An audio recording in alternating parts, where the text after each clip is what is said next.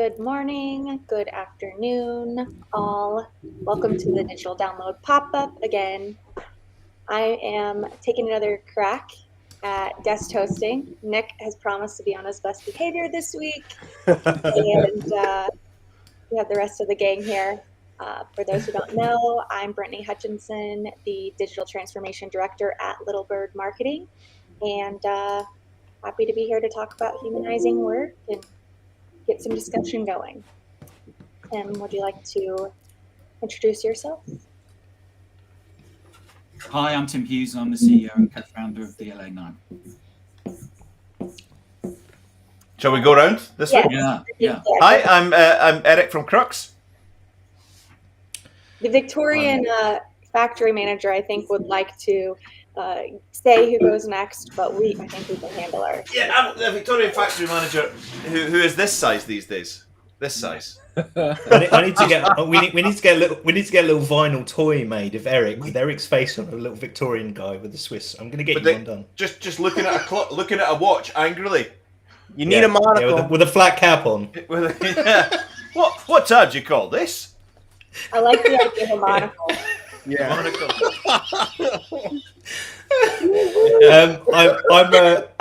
I'm Nick, that social nerd, and I'm also part of Crux, with Eric, who's over that side, up there.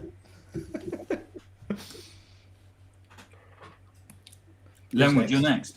Oh, okay. I'm in the middle on my screen. Oh, I see. We're going like this. Yeah. My apologies. Just like a book, left to right, top to bottom. Away for a week. Forget how to go in order. Lenwood Ross from Acceleree, and we're partners with DLA Ignite. I'm the founder and CEO, and we're accelerating digital transformation through your people. I'm all about the people. Hooray! Love the people. I'm Adam. I'm Tim's business partner and co-founder at DLA Ignite. And a ventriloquist, by the looks of it. Hi everybody, I'm William. I run my own consultancy, WSLS, as a learning consultant and coach, but I'm also part of DLA Ignite with Tim and with Adam. So great to be with you all today. Awesome. Yes, and I guess I should say I am also happy and grateful to be a part of DLA as a partner. So where should we start? Let's where should we start? You call it. It's your call. Well, I spent the morning watching that video that Will shared, and I think it got me a little too fired up. I had to take a walk. He's like really into, like, passionate. I mean, great books, but anyway, we'll get to that in a little bit. So yeah, I think there's a lot of talk going on in terms of efficiency and productivity, because the collective as a whole has never had more of the power than now. And so there's kind of multiple messages getting, I think, lost in translation. And it's like, okay, do people just want to work less, or do they really truly value a better working life? And then what is the result of that? These companies who are letting individuals, or not letting, but these companies who are empowering their employees to cultivate a more conscious workplace culture, are they expected to have the same productivity as organizations who are still doing the 5-day, 40+ hour work week, the 30 minutes for lunch? Or is there changing mindsets around how much productivity is supposed to be coming out? Does the input necessarily equal the output? And what does that look like?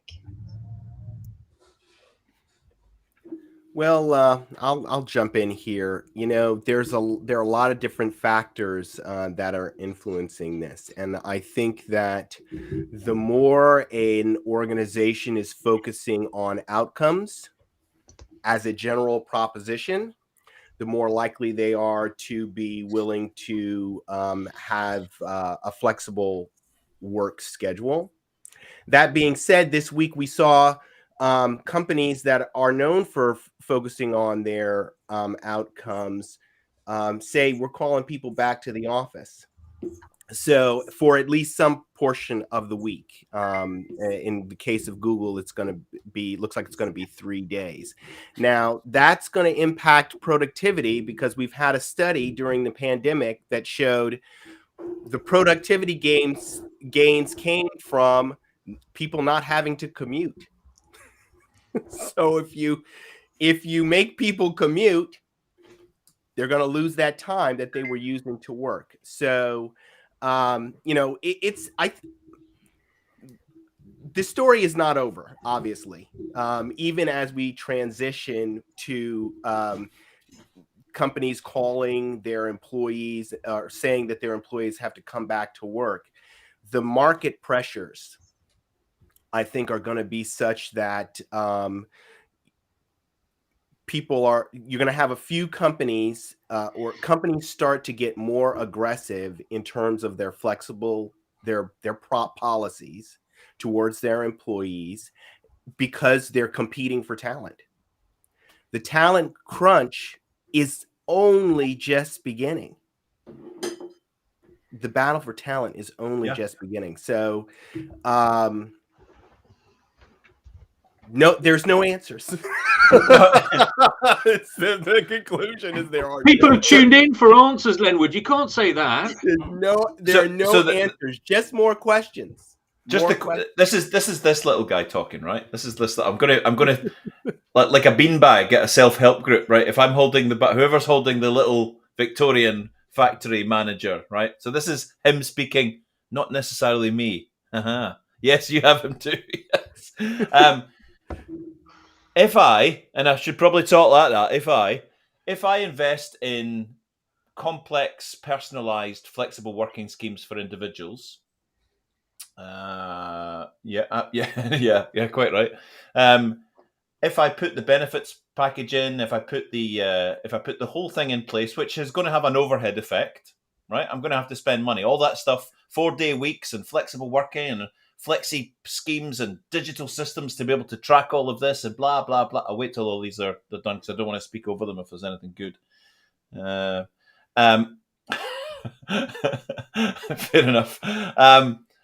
I've totally forgotten what I was going to say.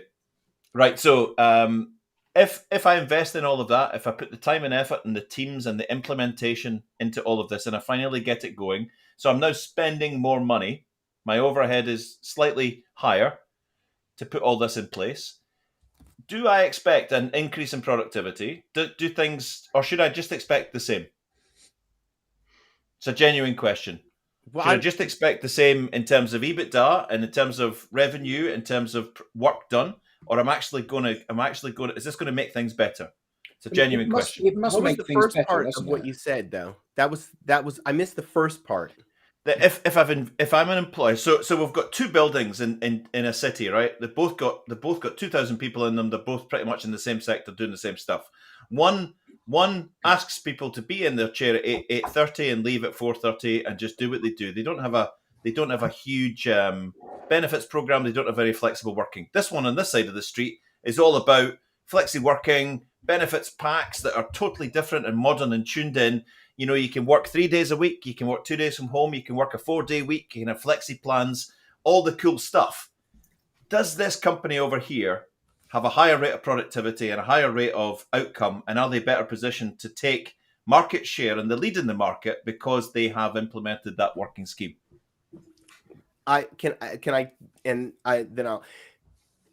If that is part of an overall cultural transformation that's tied to their digital transformation, then they're well on their way. Flexible working is about changing the way you work to support a digital culture. All of this technology is what's enabling this, okay? And organizations need to be moving to through cultural transformation to support their new business models, which they should be dreaming up right now, right? And driving their business forward. So I would say yes. They're because the other guys, if they're stuck in that old way of working, that old way of thinking, they're not addressing the fundamental kind of foundational things that they're going to need to change their business model and compete in the new economy. Well put. Well put. But even if you're not, even if you're not being as productive because you're working 4 days per week within the corporate environment, the benefit is that people don't leave as quickly as they did leave. Therefore, you haven't got that ramp up time when you bring on a new starter within the organization before they become productive, and you haven't got the costs associated with recruiting somebody new. So even if productivity perhaps even goes down a little bit, maybe the overall EBITDA and benefit goes up. But I think that it was quite interesting when you said, I think it was you, Lambert, that said about organizations starting to call people back to the office. Although even with organizations that have new thinking, surely if you've invested in a 5 or a 10-year lease on a building and you're committed to it, as an organization, you have to think about how you're going to get some sort of value out of that. So encouraging people to come back for part of their week is a prerequisite, isn't it? Otherwise, you've just got a huge premium office space that's never being used. What was that from Jeff? I didn't quite get that. Isn't it more about how you enable work productivity, not where you enable work? I think it has to include where. I think it has to include all elements of how, what, where, why, and who.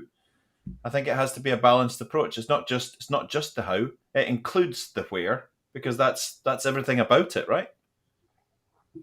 Yeah, I think whether you're trying to increase productivity and output and efficiency, or whether you're trying to support and encourage innovation and creativity, which we're seeing makes for happier people and just a better workplace, the answer is the same. Like the solution can be looked at as like the same solution, but it's important to just be clear on which one you're going for and be clear in your company culture. That way, through recruiting and through management. Yeah, I mean, I think if people are introducing this, it must be from the point of view that they think that they're going to gain some advantage from it. Otherwise, why would you do that? Why would you make that investment? And that advantage may be through being more productive in the moment. It may be through retaining people for longer. It may be by making yourself more attractive to recruit the top talent at the moment. So there could be a variety of reasons why people are doing those things. And I think, it's harder perhaps in a service type industry, but in a kind of manufacturing industry or business where you've got two businesses that are the same and ultimately they've invested the same, let's say, in their production process, the real differential point is going to be around, how people work there and what they're going to bring and how they're going to contribute to the actual overall process. And therefore, if you can have an organization where people are happier to be there, I think to come to the point that somebody made earlier, that actually it's about, I'm just trying to go back. It's around the autonomy that you're going to give people, because actually, a lot of studies have talked about people are most happy in work when they're given autonomy, when they're allowed to get on and organize and do things as they see it and not be micromanaged for every particular step of the way that they've got to go through. And therefore, all of these things then contribute to getting that that differentiation and the competitive advantage which comes with it. It's empowering as well, isn't it? When you allow your workforce to do that, and to go back to your point as well, William. There's the the happiness equation in that as well. If you're happy, you're going to be more productive at work. It's just a natural evolution of that. Has anyone ever worked in this environment? What do you mean? I mean, fully applied, like the sort of utopia that we're talking about just now. This completely empowered, autonomous place with maximum flexibility, tuned in to the person, and not about. Has anyone ever actually experienced it done well? I did when I was at Oracle, which is where I met Tim. My role was very much that.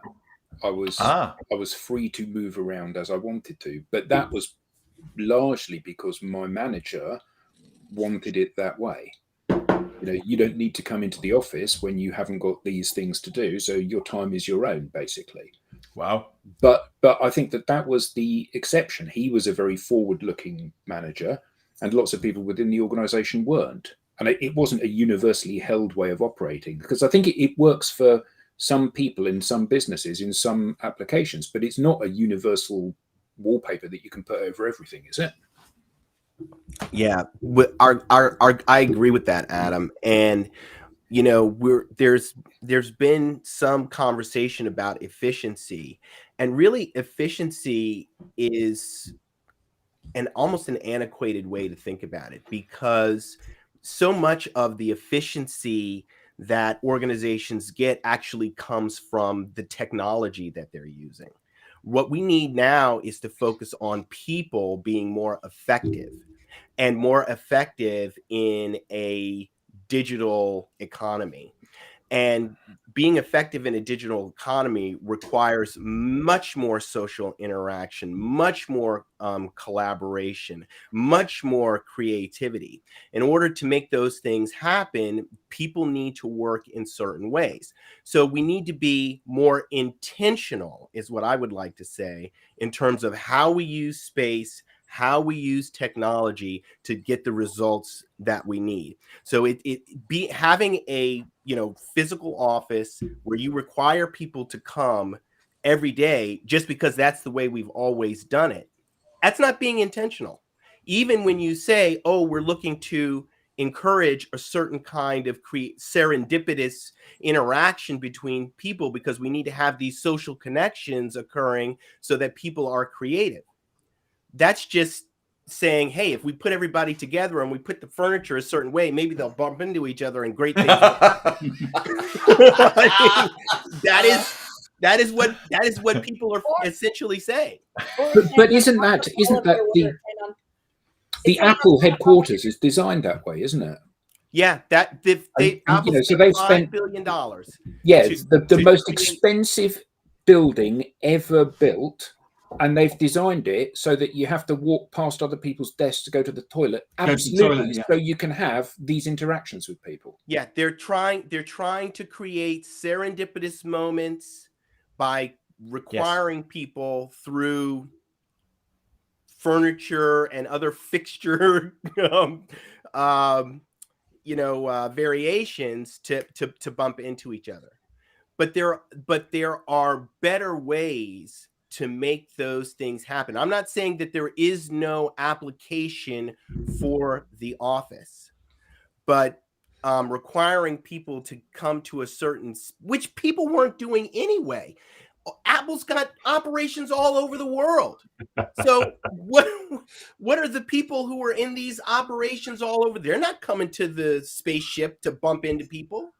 So, the idea that we pre-pandemic had our entire workforce in one location and they were able to interact with people, to create this. It's just a fiction that that we've created in our minds. So how many office spaces did you go and visit where you walked into and you were taken through the floors to meet your person, and it's floor after floor of people sitting with headphones on, not talking to each other, or empty.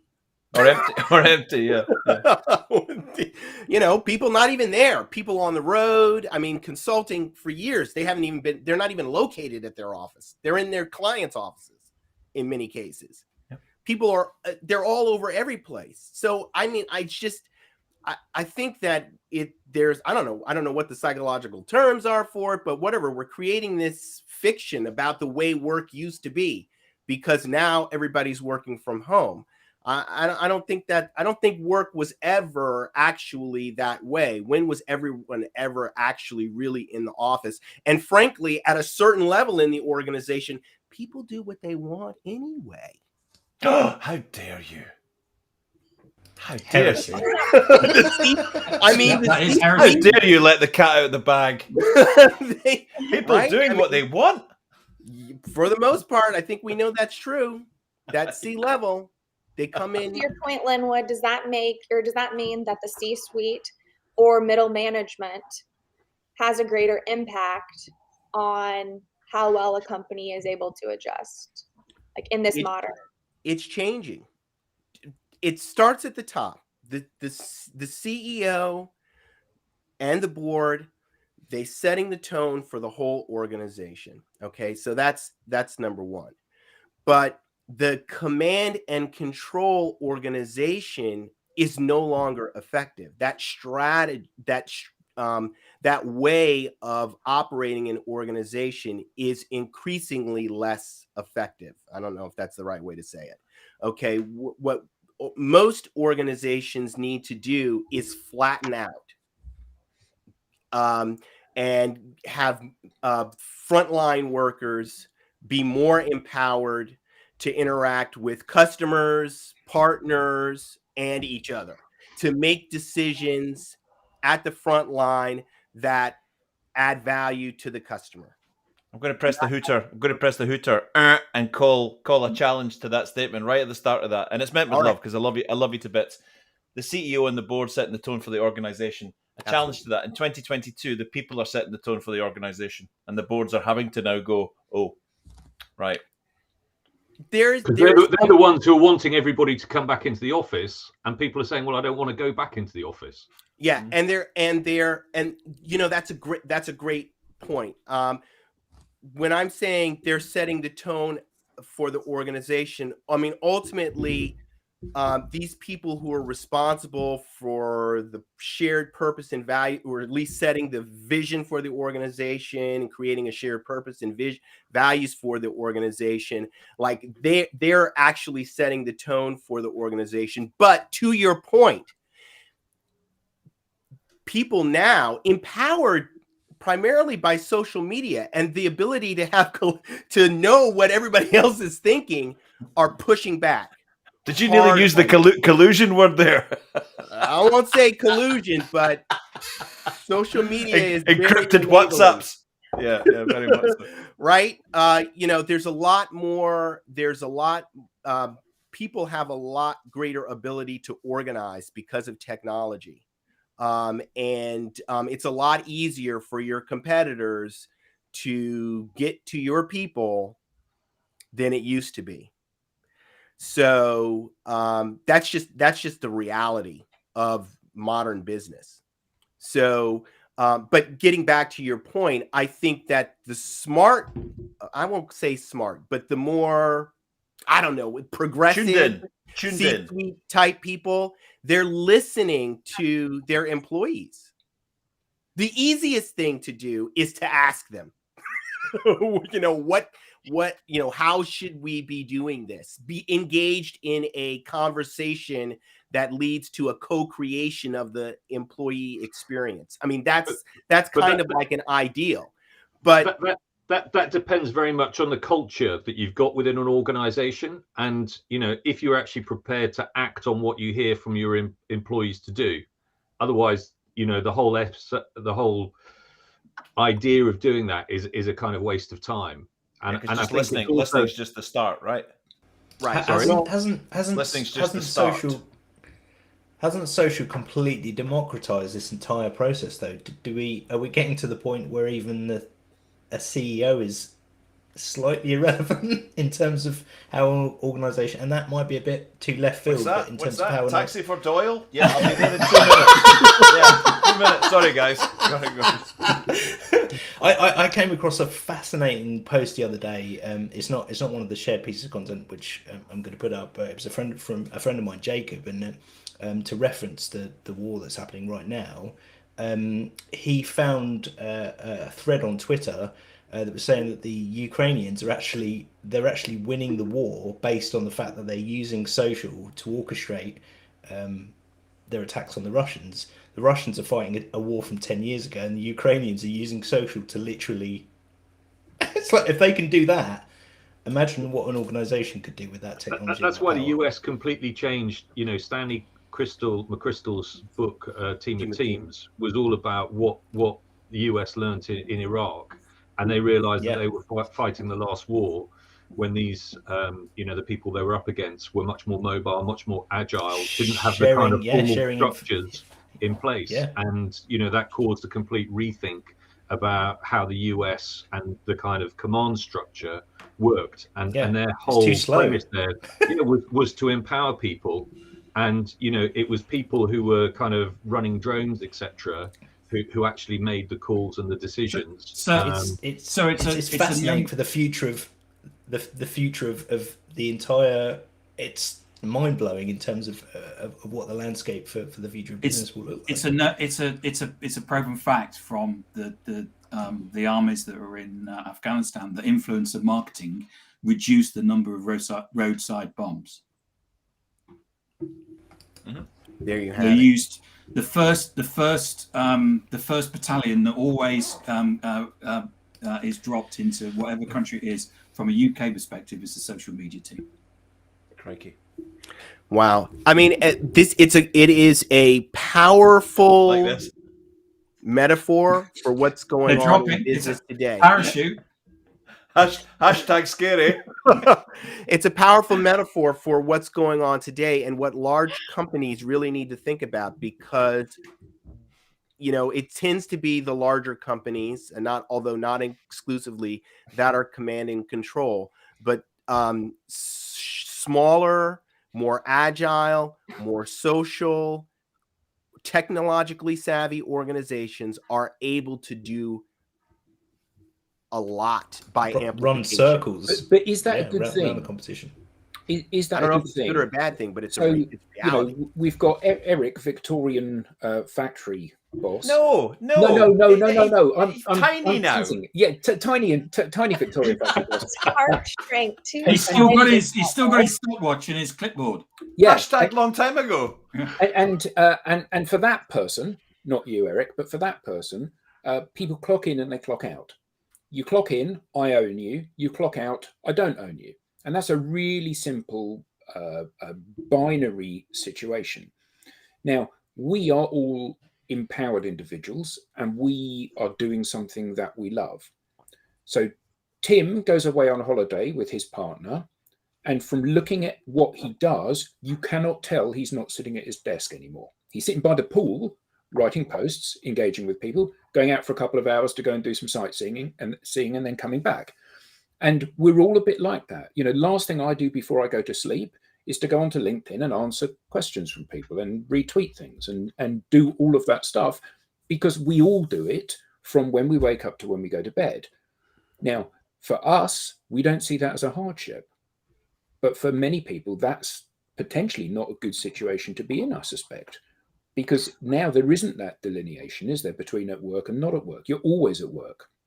My entire working life, I've said, if my mobile is on, you can phone me. And if I can take the call, I will take the call.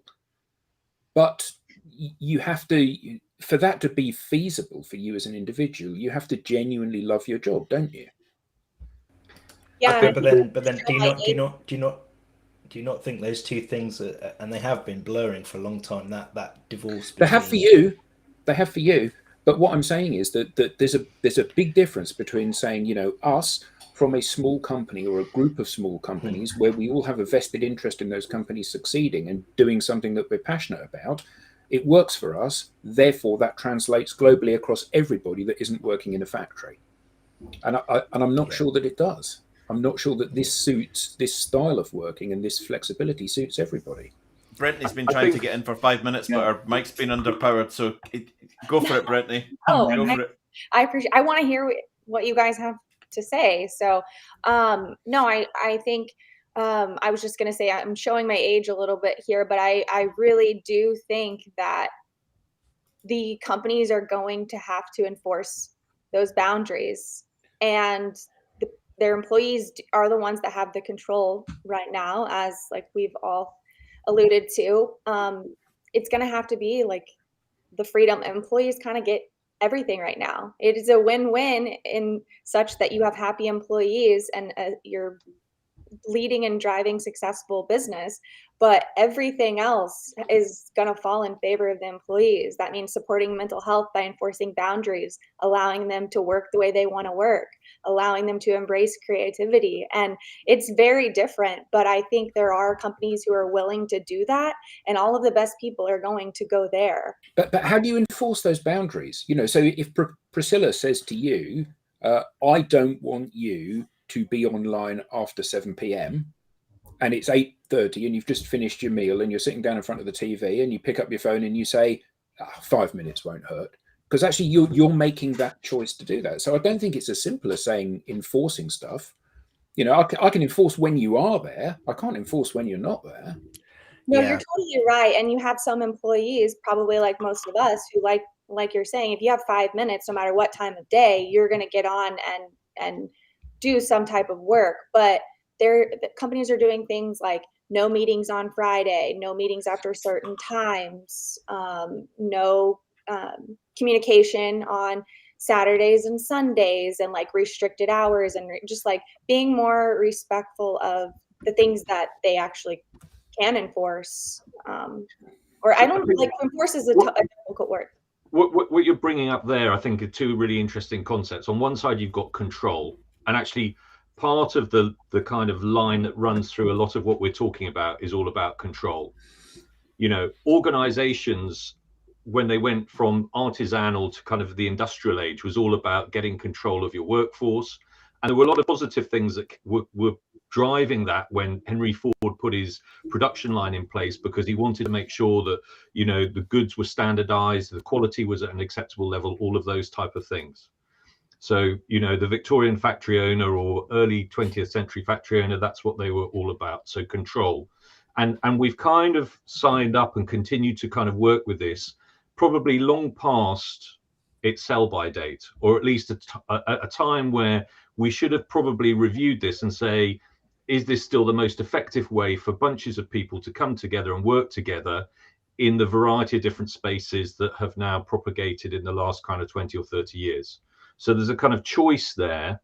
And then when we look at the kind of the whole bit about working in the office, working from home, I've heard companies talk about working from anywhere rather than just saying, well, you should be working from home. And picking up Tim's point or Adam's point about Tim away on holiday, you wouldn't necessarily know he's on holiday because there is still an output coming out from him. And I think this then feeds into the second point, which is around choice. And, where do we set these kind of definitions in terms of control? Because there are some countries we know where there's now kind of laws to say that you can't send emails. An organization or company can't send an email out to its workers, and the workers don't have to respond after a certain period of time. Is that France? Belgium. Yeah, it's Belgium. I think it's Germany, maybe even Spain. Yep. I think, funnily enough, France for once wasn't at the kind of top of the list there. You've got that element of choice, and where does it come to the individual? I mean, Robert made a really good point in the chat where he said he couldn't believe that some of his friends would say that you're not charging your time for working at the weekend. Some people enjoy work, or they feel that they want to kind of contribute to an organization. So, where, if ever, do you draw that line between choice of an individual, and are they doing it because out of free will, or is it because they kind of feel constrained that they need to react in that time? I think there's an element of that. So I work for a company that the UK is 40-hour work week. You can't demand that of anyone else. And so on signing the contracts, it was like you need to abdicate your right to abiding by the 40-hour work week. Yeah, because that was just the expectation. Could we just have a look at Norbert's comment, because it just caught my eye? Norbert, sorry. So I've got a theory on that. Thank you so much for your question. If you don't love your job, what's the point of doing it? Some people have to.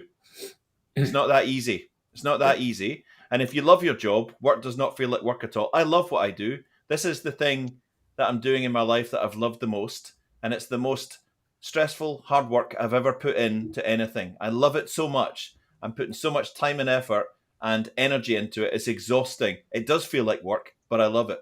So these statements are cool, maybe require a bit of different thought, but there are lots of people that are trapped in stuff that they hate, and they've been in it for 30 years, and they cannot find a way out, and wouldn't even know where to start to find a way out, unfortunately. And it's not even in cool jobs working in office spaces. In fact, I was just reading a book review over lunchtime, which has been out about 2 or 3 weeks, and I'll find the reference and I'll put it in the chat. But it was essentially about key workers during COVID, and the book focuses not on the key workers that we've all kind of talked about, i.e. nurses, police, all of those. It was the people who actually really behind the scenes would continue to do their job even during COVID. So people in slaughterhouses, people in prisons. And it's written from an American perspective, but it's fascinating from the point of view, to pick up on your point, Eric, that for a lot of these people, they're in jobs which they can't stand, they hate, but they haven't got any other option, because, they go up to their boss and say, well, I want to leave, or I don't like this. And they say, well, fine, because they know they can find other people who are desperate enough, unfortunately, to need this type of work. Yeah, and no amount of Great Resignation blogs about chucking it all in, chuck in the 2 jobs that you're working to try and pay for your family and your food and all that, and go and start and start follow a your winery. dream. Start a winery in California. Yeah, that's not going to help them. Needs to find something else. Brittany. I mean, yeah, it's like Linwood said, there's no answer. It's fun to discuss, and it's fun to watch it unfold. It's fun to be a part of the discussion. But yeah, we'll just have to see. So another thing is William's content very similar to the subject that because you mentioned it earlier on, didn't you? He shared a video. Yeah, I mean, go ahead, Will. Do you want to start? I watched the long. Yes. Yeah. So this was posted by Michael Zani, who's an author along with Gary Hamill, and they've written, I think, a book on rehumanizing the workplace. And they had a conversation with Eric Ries, who's best known for writing a book called The Lean Startup, and they were basically talking about the future of work, and looking back to see how work had evolved. And I know that we'd been talking about this on Monday when we were talking about the kind of content. So I was really happy that I stumbled across this, as this was, seemed to be really on the theme of what we wanted to talk about. And fascinating 50 minutes. It's well worth listening to. And as you said, Brentney, Eric was very passionate about what he was talking about. And there are a couple of things that really resonated for me, because he said, part of the problem that people were facing at the moment in businesses was this kind of very conservative mindset about where they'd come from. There wasn't really an incentive for managers to change the way that they were operating. And I made this point a couple of weeks ago. If you've been brought up in an organization and you've spent your time and you're getting closer to getting those end C-suite jobs, then why would you suddenly want to turn everything into turmoil and change that kind of process just at the point that you're going to benefit from it? So there's a kind of self-interest there. And, Eric Ries also talks a lot about very short-term thinking. And I think this also kind of populates part of what we've been talking about today, which is, there's this focus on the here and now, but we're not necessarily taking into account the bigger picture. Mm-hmm. And there was one other thing that kind of really hit me, because he also talks about people who go through college and do their MBAs. And he said, MBAs are really great, but it kind of sets your mindset in a way of thinking. And I think when I think back to my own career, having done an MBA, having then worked in a big corporate, you kind of feel slightly constrained by that background and that experience. And I think that's why, I found I wasn't necessarily challenging or bringing enough new ideas, because I had all of these kind of concepts and preconceived ideas, which acted as a straitjacket rather than necessarily opening up and allowing me to be more innovative and creative in my thinking. And it's only then by moving outside and then working for myself. You know, like Eric said, that suddenly you've got this kind of opportunity and there's a kind of a need and a desire for you to think differently. So sorry, a lot of parts there, but long and short of it, really well worth watching that interview. Great point. Great share, William. And I just wanted to just say one thing. There's a prominent venture capital firm that is now encouraging founders that come to them to be thinking more long-term and less short-term. So I think that's really interesting. I think it's something that's starting to trend a little. That's probably because the exit times and the flip times were always ridiculous. We'll just pump this foie gras goose full of steroids and we'll flip it in 18 months isn't going to work anymore. Actually, the reason that they're encouraging that is because short-term thinking causes founders to invest in the wrong things in terms of building these companies. And these venture capitalists want founders to think more long-term about really building market-dominating organizations. And if you focus on the near term, you're not doing that. Or short term, not near term, short term thinking. You're not thinking about that. Bravo! About time too. I would definitely say it's worth the 50 minutes. There were two things that kind of stuck out to me. Well, I had a lot of notes as I was listening to it, but the one thing he said, we're kind of putting unrealistic expectations in that we're looking to the people who have seen success and have been living and working by these old ways for so long. And now we're looking to them for answers on like, okay, how do we approach this moving forward? You know, and that's like that's not really fair. And then the second thing was that we continuously invest and increase the technology, but we're leaving behind the purpose and the people. So, you know, it's like really causing, it doesn't make any sense. And he goes off on it. So watch it. I love that part you said about the MBA as well. I've worked with some shocking MBAs and some brilliant MBAs, and the brilliant MBAs are the ones that realize that having a master's in business administration does not make you a master in business administration. yeah, brilliant. Absolutely brilliant. I just wanted to clarify my point because Alistair raised something about the funding period. This venture capitalist is not expecting less growth. They're not saying grow slower or we'll give you more time for our return. They're saying we want you to think long term, so you invest in different things at the start. But still make your numbers. But still make your number. Don't grow your numbers. But still give us a return. Try to growth hack your way and create the right infrastructure for the long haul. But you still got to make those numbers. It kind of circles back to the original question for this, and that's even though this conscious culture is being like normalized, what happens to the productivity and the output expectations? So yeah, absolutely. Right. Good point. Okay. Shall I put the next piece of content up? Please. Eric. Oh, right. Can I actually share it? Because then I can scroll through it. Yeah, do it. Do you want to take that off? I don't know if this will work because I usually put a video up, so this probably isn't going to work. So this is from the lovely Tim Wiggum. Tim Wiggum is a performance specialist at. Has that come up? Yeah, it is. Yeah. I'm just distracted. I'm distracted with Nick and his no signal. Is that come up or is that come up? User. Yeah, that's good. Yeah, we can see it, Eric. Right. Okay. Fair enough. So so this is from Tim Wiggum. He's a performance guide, executive coach, and recent TED talker in the recent round of Aberdeen TED Talks.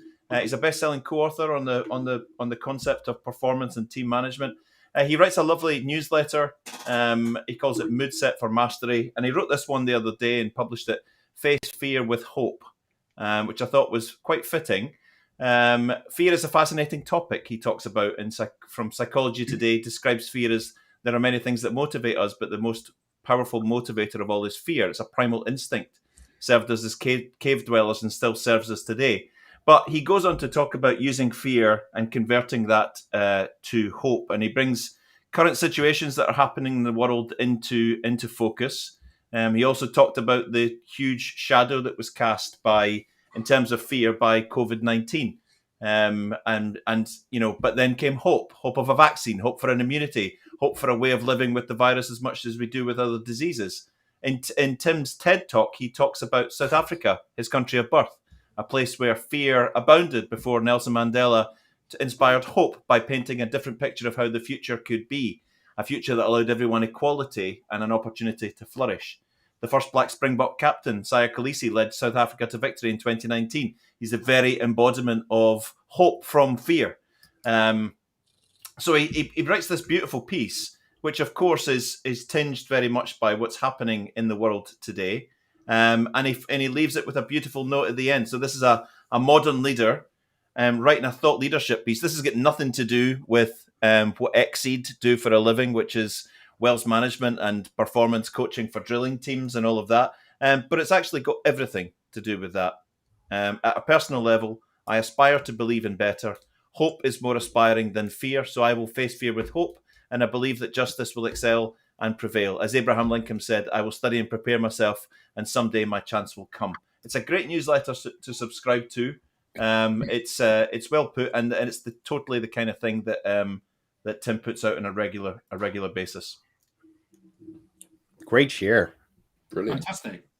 Yeah, that's awesome. Thanks. It reminds me of, I can't think of the exact name of it, but it's like the emotions, the frequency of emotions, and it starts at like fear, and then as you like become more hopeful, and then like gratitude, and then like joy, and like you're as you're moving up in like the frequency of emotions. And then you get a baby Grogu like over my shoulder, and then like the world just before we move on, what was I going to say? Yeah, the Tim. I did a Cruxcast with Tim early last year, and he told me a phrase. He used to be a captain in the British Army, and he told me a phrase that he used when he was in manoeuvres doing his things, and it's actually served me really, really well for a year or so. And I think about it all the time whenever I hit that bump in the road. Tim said, I said, what do you say when you put the plan into action, and what do you say when things alter in the plan? He said, well, we've got a term that we're trained in. No plan survives first contact with the enemy. We expect to be changing the plan from pretty much minute one. And it's expected. So when things do go wrong, and when there is a bit of drama, and that thing that was supposed to be there isn't there, and that order doesn't come in, or that, it's okay because it was expected. That's all right. We knew that we'd have to pull back into a quiet space, sit down and reconfigure the plan. And we also know that reconfiguration is not going to survive first contact with the enemy. And that just keeps going. So the expectation and acceptance of drama, problems, and things not going the way you want, it's actually built into the plan and the mindset. And that's really helped me in the last year or so. Yeah, that's great. Wow, great. Are you familiar with Stoicism? Yeah. No, It's funny you mentioned it. I was reading about it the other day in more depth. Amazing. Oh yeah, I discovered it probably like 3 years ago, and I swear like it became my Bible, and I just think it like completely changed my mindset. And there's a lot about like expecting and like preparing, but not dwelling on it, So Absolutely. Anyway, I don't want to. That's awesome. Thanks for sharing. Cool. Thank you. Adam. Yeah, so I must be fess up here and tell the truth. I'm kind of an Elon Musk fan club member. I think a Muscadite. Yeah, I think he's absolutely Musky. Musky. Primarily because it appears he can see into the future. He's an alien. And but very possibly. And B, because he has a fantastic attitude of just getting things done. This being a prime example of that. Where the Ukrainian vice prime minister said, this is going on. You're sending people to Mars. We've got problems here. And within 10 hours, he says, OK, here's a solution to this. And I think this is a really valuable post on so many levels. First, Jay is a client of Eric's, and he identifies as a Burritonian. So Eric's show from a Thursday morning, which is lovely. So that's kind of a great shout out to him. B, because this is a post which is positive. I'm taking positive action to try to make better a situation which is A, out of my control, and B, on everybody in the world's mind at the moment. And C, because it absolutely articulates why social is so important, because it's putting Elon's message out there saying that I'm not sitting on my hands just waiting for someone else to deal with the problem, but also he's empowering an opportunity for people in Russia to see what the truth is, because the people in Russia, well, to see a more balanced view of the truth, perhaps would be a better way of putting it, because people in Russia are very much fed by a state-owned media, TV and media, so they get a very one-sided view. We all do. We're all subjects of cognitive dissonance and bias as a result of the media that we're fed. But having a balanced view of that put in front of you at least gives you the option to have an open mind. So I thought this was just a really apposite post at the moment with what's going on in the world, because it scores on so many different levels. So that was why I flagged this. Yeah, tremendous. Nice. Yeah, there was the CEO of Gravy. He posted about this point and shared almost the same photo, I think, and it went viral. I don't know if disappointed is the right term, but I was looking at the comments on it, and just the amount of hate toward Elon Musk, and it's like people completely missed the point of why he was sharing it. People wanted to fact check him and say he's not actually sending service, and just talk about the downside of it. And that's just such a slippery slope. You make, as you're saying, the real purpose and value in what he's doing, it really has nothing to do with the internet in Ukraine at all. It's sharing real truth to people who maybe wouldn't get it otherwise. And I don't know, I just couldn't believe how many negative comments were. But I think you always get that, don't you?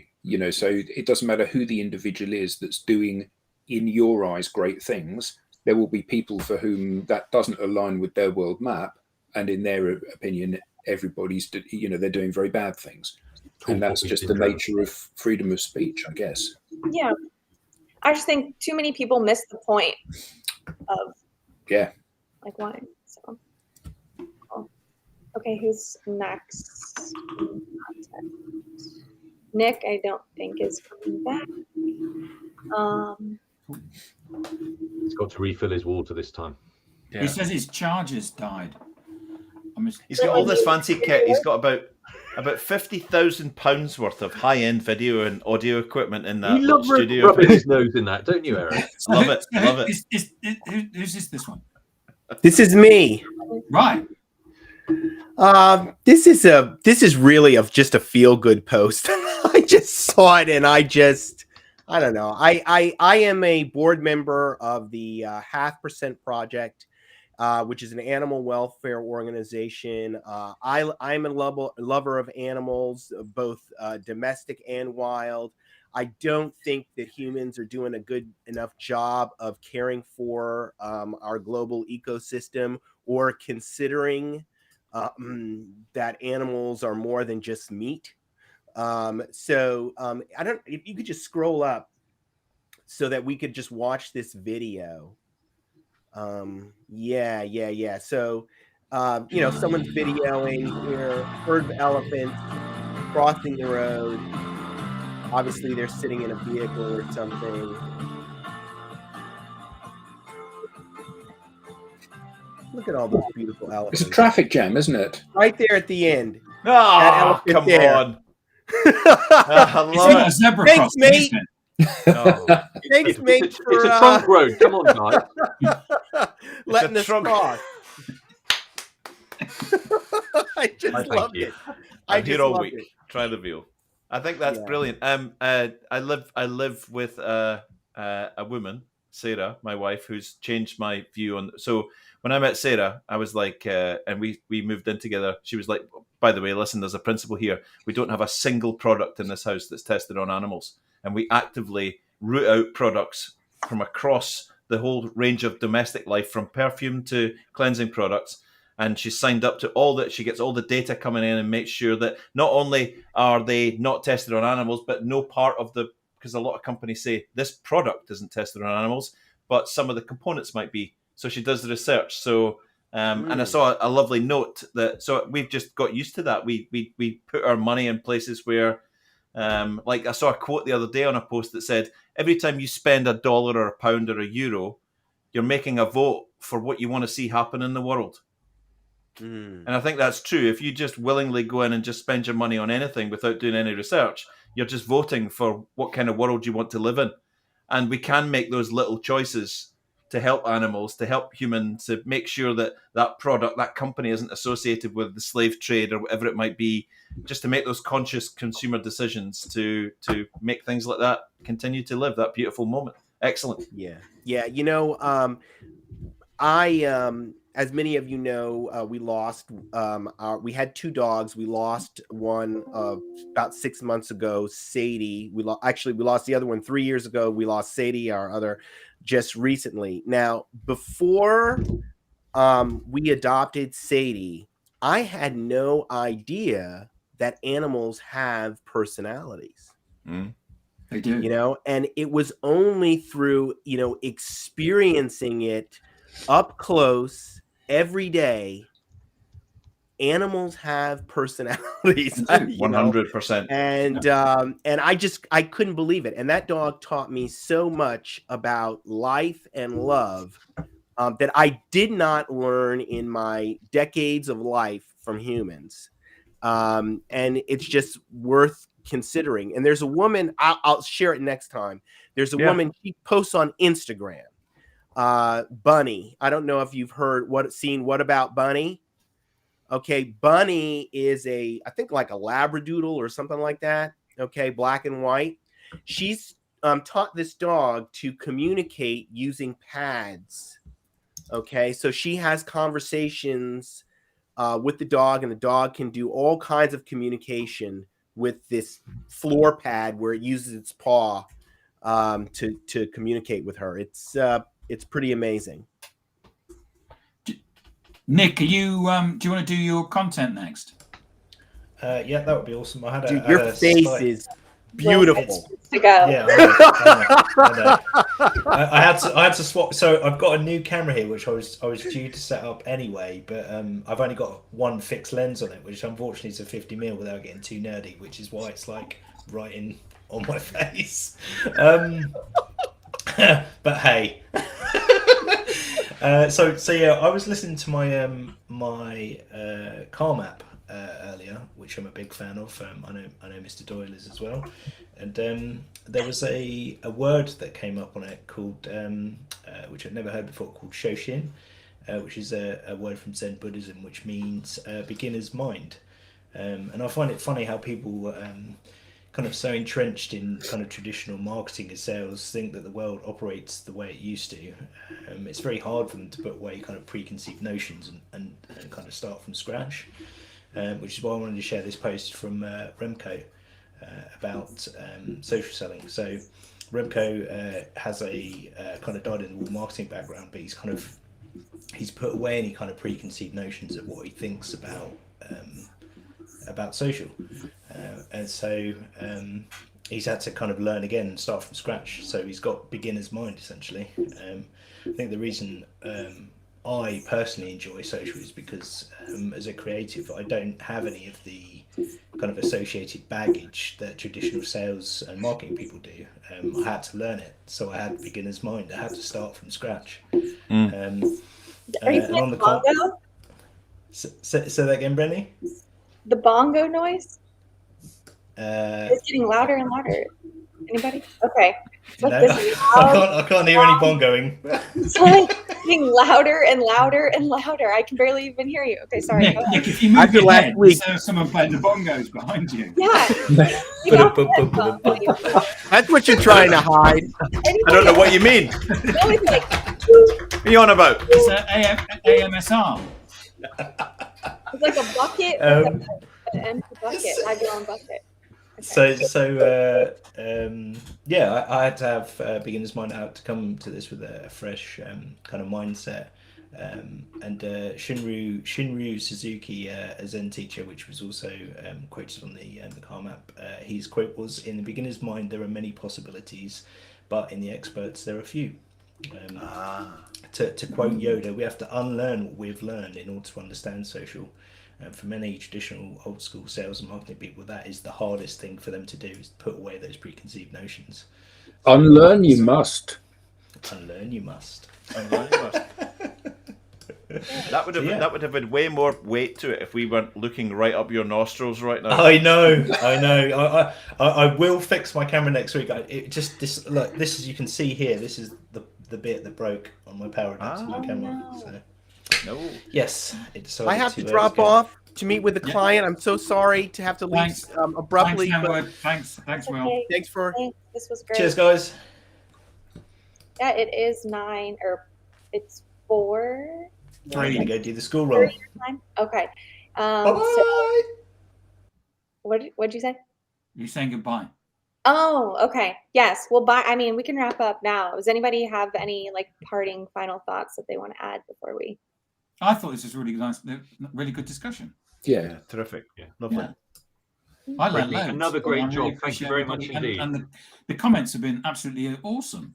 He got a little bit smaller. Even smaller. Even smaller. No, this is great. I appreciate the contribution and look forward to next week. Thanks. Well done. Good weekend.